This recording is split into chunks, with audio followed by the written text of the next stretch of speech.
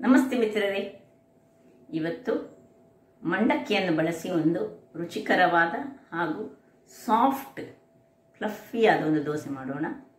ಈ ಮಂಡಕ್ಕಿಯನ್ನು ಒಮ್ಮೊಮ್ಮೆ ನಾವು ತಂದಾಗ ಏನಾಗ್ತದೆ ಹೇಳಿದರೆ ಅದು ಸಾಫ್ಟ್ ಆಗ್ತದೆ.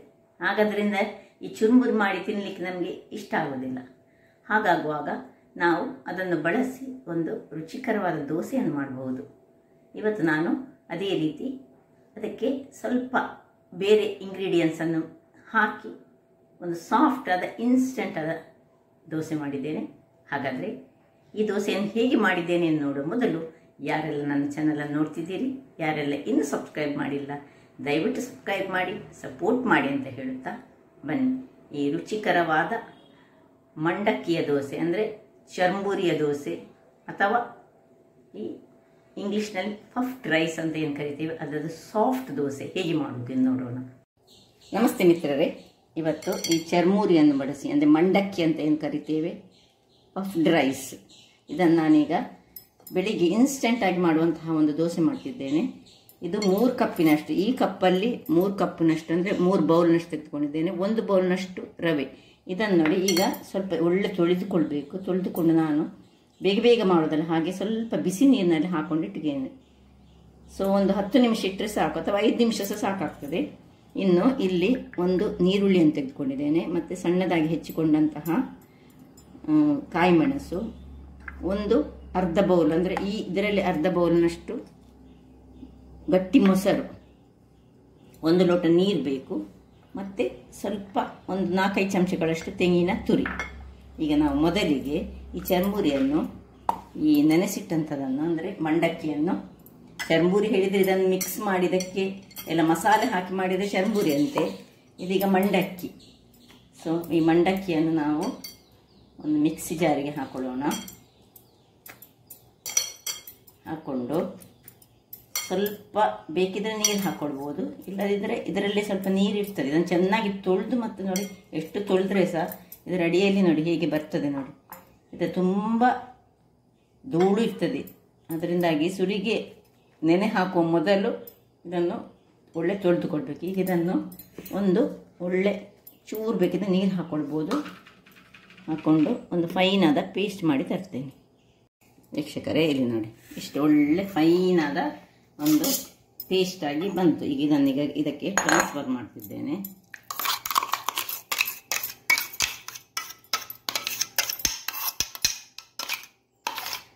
ಒಮ್ಮೊಮ್ಮೆ ನಾವು ಈ ಮಂಡಕ್ಕಿಯನ್ನು ತೆಗೆದುಕೊಂಡು ಬರ್ತೇವೆ, ಅದು ಸ್ವಲ್ಪ ಸ್ಮೂತ್ ಆಗಿ ಹೋಗ್ತದೆ. ಹಾಗಿರುವಾಗ ಇಂತಹ ದೋಸೆಗಳನ್ನು ನಾವು ಮಾಡ್ಕೊಳ್ಬೋದು. ಅದರಲ್ಲಿ ಈ ಚರ್ಮುರಿ ಮಾಡಿದರೆ, ಈ ಮಸಾಲ ಚರ್ಮುರಿ ಮಾಡಿದರೆ ಅದಷ್ಟು ಚೆನ್ನಾಗಿ ಬರೋದಿಲ್ಲ. ಅದಕ್ಕೆ ಅದನ್ನು ಸ್ವಲ್ಪ ಫ್ರೈ ಮಾಡಿ ಮಾಡ್ಕೊಳ್ಬೋದು. ಆದರೆ ಇದು ನೋಡಿ ಈ ದೋಸೆ ಸಹ ಬಹಳ ರುಚಿಯಾಗಿ ಬರ್ತದೆ. ಈಗ ಇದೇ ಮಿಕ್ಸಿ ಜಾರಿಗೆ ಈ 1 ಬೌಲ್ನಷ್ಟು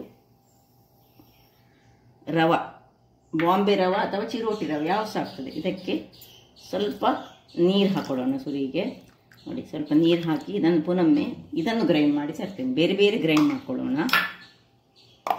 ವೀಕ್ಷಕರೇ ನೋಡಿ, ಸ್ವಲ್ಪ ಇದು ಗ್ರೈಂಡ್ ಆಗುವಾಗ ಇದಕ್ಕೆ ಒಂದು 3 ಚಮಚದಷ್ಟು ತೆಂಗಿನ ತುರಿಯನ್ನು ಹಾಕೊಳ್ತಿದ್ದೇನೆ.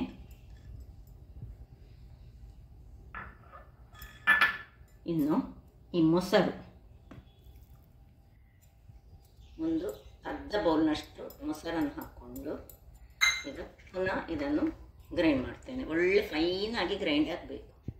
ವೀಕ್ಷಕರೇ, ಇಲ್ಲಿ ನೋಡಿ ಒಳ್ಳೆ ಫೈನಾಗಿ ನೀವು ಎಣಿಸಿರ್ಬೋದು. ಬೇರೆ ಬೇರೆ ಯಾಕೆ ಗ್ರೈಂಡ್ ಮಾಡಬೇಕು, ಒಟ್ಟಿಗೆ ಸಹ ಗ್ರೈಂಡ್ ಮಾಡ್ಬೋದು. ಆದರೆ ಸ್ವಲ್ಪ ಟೇಸ್ಟ್ ಡಿಫರ್ ಆಗಿ ಬರ್ತದೆ. ಬೇರೆ ಬೇರೆ ಆಗಿ ಗ್ರೈಂಡ್ ಮಾಡಿದರೆ ಅದು ಅದರ ಟೇಸ್ಟೇ ಒಂದು ಸೂಪರ್ ಆಗಿರ್ತದೆ. ನೋಡಿ ಈಗ ಇದನ್ನು ನಾನು ಇದಕ್ಕೆ ಟ್ರಾನ್ಸ್ಫರ್ ಮಾಡ್ತಿದ್ದೇನೆ.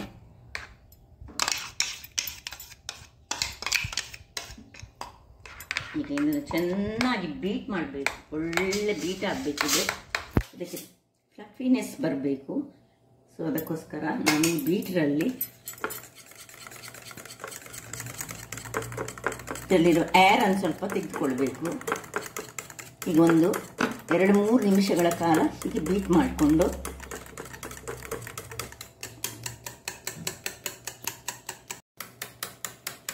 ಇನ್ನೀಗ ಇದನ್ನು ಇಷ್ಟೊಳ್ಳೆ ಬೀಟ್ ಆದಮೇಲೆ ಒಂದು 10 ನಿಮಿಷಗಳ ಕಾಲ ಮುಚ್ಚಿಟ್ಕೊಳ್ಳೋಣ.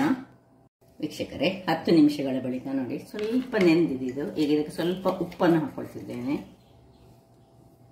ಎಷ್ಟು ರುಚಿಗೆ ತಕ್ಕಷ್ಟು ಉಪ್ಪು ಹಾಕೊಂಡು ನೋಡಿಕೊಂಡು ಹಾಕಿ. ಇನ್ನು 1/4 ಚಮಚದಷ್ಟು ಅಡಿಗೆಯ ಸೋಡಾ. ಇದು ರಾತ್ರಿ ಸಹ ಮಾಡಿಟ್ಟುಕೊಂಡ್ರೆ ಅಡಿಗೆ ಸೋಡಾ ಹಾಕಬೇಕಂತಿಲ್ಲ, ಅಥವಾ ಇನ್ನೂ ಸಹ ಹಾಕ್ಕೊಳ್ಬೋದು. ಸ್ವಲ್ಪ ಹೀಗೆ ಕಲಡಿಸ್ಕೊಳ್ಳೋಣ. ಇನ್ನು ನೀರುಳ್ಳಿ, ಮತ್ತು ಇದು ಆಪ್ಷನಲ್, ನೀರುಳ್ಳಿ, ಕಾಯಿ ಮೆಣಸು. ನಿಮಗೆ ಕಾಯಿ ಮೆಣಸು ಹೆಚ್ಚು ಖಾರದ ದೋಸೆ ಬೇಕಿದ್ರೆ ಹೆಚ್ಚು ಸಹ ಹಾಕ್ಕೊಳ್ಬೋದು ನೋಡಿ. ಇನ್ನು ಕೊತ್ತಂಬರಿ ಸೊಪ್ಪಿದ್ದರೆ ಕೊತ್ತಂಬರಿ ಸೊಪ್ಪು ಸಹ ಹಾಕ್ಕೊಳ್ಬೋದು, ಯಾವುದು ಸಹ ಆಗ್ತದೆ. ಇಲ್ಲದಿದ್ದರೆ ಸಹ ಆಗ್ತದೆ, ನೀರುಳ್ಳಿದಲ್ಲಿ ಇಲ್ಲದಿದ್ದರೆ ಪ್ಲೇನ್ ದೋಸೆದಲ್ಲಿ ಸಹ ಮಾಡ್ಕೊಳ್ಬೋದು, ಹೇಗೆ ಸಹ ನಡೀತದೆ. ಇನ್ನೀಗ ಇಲ್ಲಿ ನಾನು ಕಾವಲಿಯನ್ನು ಇಟ್ಕೊಂಡಿದ್ದೇನೆ. ಅಥವಾ ನೀರು ದೋಸೆ ಕಾವಲಿ ಸಹ ಮಾಡಲಿಕ್ಕೆ ಆಗ್ತದೆ, ಹೀಗೆ ಮಾಡೋ ದೋಸೆ ಕಾವಲಿಯಲ್ಲಿ ಸಹ. ಕಬ್ಬಿಣದ ಕಾವಲಿ ಸಹ ಮಾಡಿದ್ರೆ ಬಹಳ ಉತ್ತಮ. ಈಗ ಇದು ಬಿಸಿಯಾಗಲಿ. ಕಾವಲಿ ಬಿಸಿಯಾಗಿದೆ. ಸ್ವಲ್ಪ ತುಪ್ಪ ಬಿಸಿ ಮಾಡಿಕೊಳ್ಳೋಣ. ಇನ್ನು ಚೆನ್ನಾಗಿ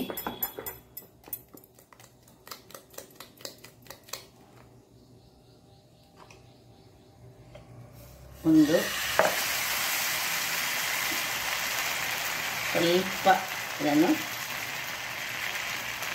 ತುಂಬ ದೊಡ್ಡದು ಮಾಡಲಿಕ್ಕೆ ಹೋಗೋದು ಬೇಡ. ಇನ್ನು ಹದಾ ಉರಿ ಬೇಕು, ಮುಚ್ಚಿಕೊಂಡು ಹದಾ ಉರಿಯಲ್ಲಿ ಬೇಯಿಸ್ಕೊಳ್ಳೋಣ. ಜೋರು ಉರಿ ಮಾಡಬೇಡಿ, ಕಪ್ಪಾಗ್ತದೆ ಅದರದ್ದು ತಳಭಾಗ. ವೀಕ್ಷಕರೇ, ದೊಡ್ಡ ನೋಡಿ ಈ ನೀರು ದೋಸೆ ಕಾವಲಿಯಲ್ಲಿ ಸಹ ಮಾಡ್ಕೊಳ್ಬೋದು. ಹೇಳಿದ್ದಕ್ಕೆ ನಾನು ಸ್ವಲ್ಪ ನೋಡಿ ನೀರು ದೋಸೆ ಕಾವಲಿ ಅಲ್ಲಿ ಸ್ವಲ್ಪ ತುಪ್ಪ ಹಾಕೊಳ್ತಿದ್ದೇನೆ. ಮತ್ತು ಒಂದು ಸೌಟಿನಷ್ಟು ತೆಗೆದುಕೊಂಡು ಸ್ವಲ್ಪ ಅದನ್ನು ಸ್ಪ್ರೆಡ್ ಮಾಡ್ಕೊಳ್ಬೇಕು. ಮತ್ತು ಮೇಲೆ ಒಂದು ಚೂರು ಹೀಗೆ ಮೇಲೆ ಈಗಲೇ ಸಹ ಹಾಕ್ಕೊಳ್ಬೋದು, ಅಥವಾ ಮತ್ತೆ ಸಹ ಹಾಕ್ಕೊಳ್ಬೋದು. ಈಗ ಮುಚ್ಚಳವನ್ನು ಮುಚ್ಚಿಕೊಂಡು ಬೇಯಿಸ್ಕೊಳ್ಳೋಣ. ವೀಕ್ಷಕರೇ ನೋಡಿ, ಇದು ಇಲ್ಲೀಗ ಆಯಿತು. ಇಲ್ಲಿ ನೋಡಿ ಇದು ಬೆಂದಿದೆ. ಬೇಕಿದ್ದರೆ ಇದನ್ನು ಅಡಿಮೇಲೆ ಸಹ ಮಾಡಿಕೊಳ್ಬೋದು ನಿಮಗೆ ಅಗತ್ಯ ಇದ್ದರೆ. ಇಲ್ಲದಿದ್ದರೆ ನೋಡಿ ಹೀಗೆ ತುಪ್ಪವನ್ನು ಹಾಕ್ಕೊಂಡು ಇನ್ಸ್ಟೆಂಟ್ ಆಗಿ ಮಾಡುವಂತಹ ಈ ಮಂಡಕ್ಕಿಯ ದೋಸೆ ರೆಡಿಯಾಗಿದೆ. ಹೀಗೆ ಸಹ ಮಾಡ್ಕೊಳ್ಬೋದು, ಅಥವಾ ನಾವು ಹೀಗೆ ಸಹ ಮಾಡ್ಕೊಳ್ಬೋದು. ಅಡಿ ಹೀಗೆ ಬರ್ತದೆ. ಸೊ ತುಂಬ ಸ್ಮೂತ್ ದೋಸೆ. ಅದರಿಂದಾಗಿ ಇದನ್ನು ನಾವು ತುಂಬ ದೊಡ್ಡ ಉರಿಯಲ್ಲಿ ಬೇಯಿಸ್ಕೊಳ್ಬಾರ್ದು. ಇದೀಗ ನೋಡಿ ಆಯಿತು. ಇದನ್ನೀಗ ತೆಗೆದುಕೊಳ್ತಿದ್ದೇನೆ. ಇನ್ನು ಇಲ್ಲಿ ನೋಡಿ ಇದು ಸಹ ರೆಡಿಯಾಗಿದೆ. ಇದನ್ನು ಸಹ ಬೇಕಿದ್ರೆ ಅಡಿಮೇಲೆ ಮಾಡ್ಕೊಳ್ಬೋದು, ಅಥವಾ ಅಡಿಮೇಲೆ ಮಾಡಿಕೊಳ್ಳದೆ ಸಹ ಸ್ವಲ್ಪ ಹೊತ್ತು ಹೀಗೆ ಓಪನ್ ಆಗಿ ಇಟ್ಟುಕೊಂಡು ಬೇಯಿಸ್ಕೊಂಡ್ರೆ ಸಹ ನಡೀತದೆ. ಸೊ ಸ್ವಲ್ಪ ಕಾಯಿಲೆ ಅಡಿಮೇಲೆ ಮಾಡದೆ ನಾನು ತೋರಿಸ್ತೇನೆ. ವೀಕ್ಷಕರೇ ಇಲ್ಲಿ ನೋಡಿ, ಇದು ಈಗ ಅಡಿಮೇಲೆ ಮಾಡಲಿಲ್ಲ ನೋಡಿ. ತುಪ್ಪವನ್ನು ನಾನು ಅಲ್ಲಿಗೆ ಹೀಗೆ ಮಾಡಿಕೊಂಡೆ. ಹೀಗೆ ಸಹ ತಿನ್ಬೋದು ನೋಡಿ, ಹೀಗೆ ಸಹ ಆಗ್ತದೆ. ಇಲ್ಲಿ ಇನ್ನೊಂದು ನೋಡಿ, ಇದು ಈ ದೋಸೆ ನೋಡಿ ಹೇಗೆ ಬಂತು ನೋಡಿ. ಹೀಗೆ ಒಳ್ಳೆ ಎರಡನೇ ದೋಸೆ ಹಾಕುವಾಗ ಒಳ್ಳೆ ಕಣ್ಣುಗಳಾಗಿ ಬರ್ತವೆ. ಇದು ಈಗ ಕಾಯಿಲ್ಲ ಅದೃಷ್ಟಕ್ಕೆ. ಅದರ ಮೇಲೆ ಸ್ವಲ್ಪ ತುಪ್ಪವನ್ನು ಹಾಕೊಳ್ತಿದ್ದೇನೆ. ಸೊ ಸ್ಮೂತ್ ಆದ ಒಳ್ಳೆ ಫ್ಲಫಿಯಾದ ಒಂದು ದೋಸೆ, ಈ ತುಂಬ ಸ್ಮೂತ್ ಆದ ಈ ಮಂಡಕ್ಕಿಯ ದೋಸೆ ರೆಡಿ ಆಯಿತು. ಹಾಗಾಗಿ ನೋಡಿದ್ರೆಲ್ಲ ಇನ್ಸ್ಟೆಂಟ್ ಆಗಿ ಪಟಪಟನೆ ಮಾಡುವಂತಹ ಈ ಒಂದು ದೋಸೆ ನಿಮಗೆ ಖುಷಿ ಆದರೆ ಬೋಳೂರು ಸುವರ್ಣ ಚಾನಲನ್ನು ಲೈಕ್ ಮಾಡಿ, ಶೇರ್ ಮಾಡಿ, ಹಾಗೂ ಸಬ್ಸ್ಕ್ರೈಬ್ ಮಾಡಿ, ಹಾಗೂ ನನ್ನ ಇನ್ಸ್ಟಾಗ್ರಾಮ್ ಪೇಜನ್ನು ಫಾಲೋ ಮಾಡಿ. ಧನ್ಯವಾದಗಳು.